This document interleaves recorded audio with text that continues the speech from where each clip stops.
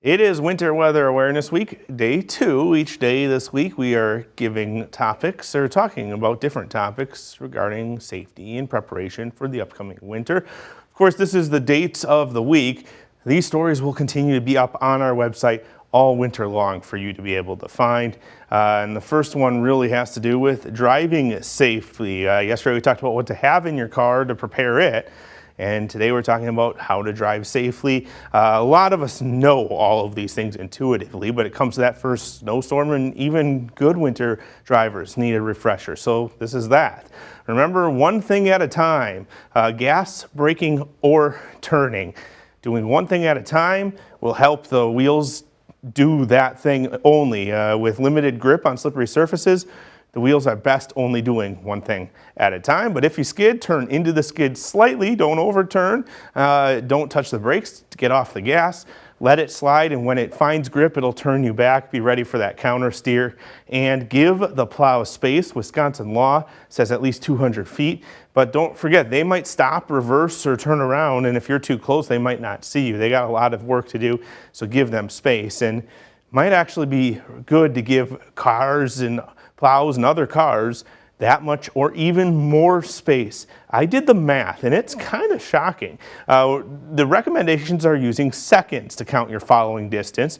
So a road sign or a bridge, when the car in front of you passes that, you begin to count. Now on perfectly dry roads, the recommended following distance is 4 seconds. This is everyday driving like you do all summer.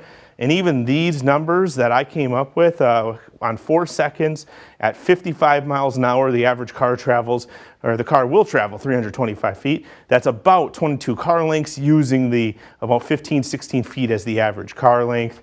At 70 miles an hour at the interstate, you need 400 feet between you and the car in front of you. That's over a football field, about 25 car lengths. I know most drivers don't even do this in the dry. We're not even talking about slippery conditions yet, but this is the safe following distance that many entities recommend.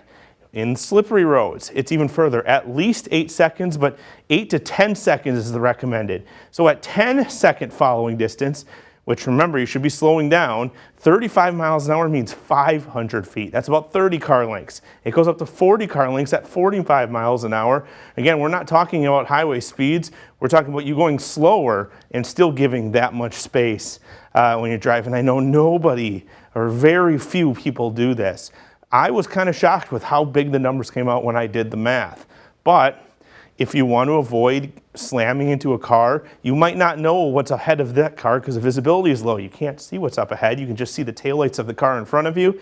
And if it were to run into something that you can't see, you need that much room to stop. This is how pileups happen and secondary crashes happen. Giving you this much space, I know other cars will probably take advantage of you on the road. I understand that. But if you do this and are just patient with them, you are more likely to get to your destination. Even if it's a little late, it's better to do than not get there at all. These are the numbers. This is how it calculates out.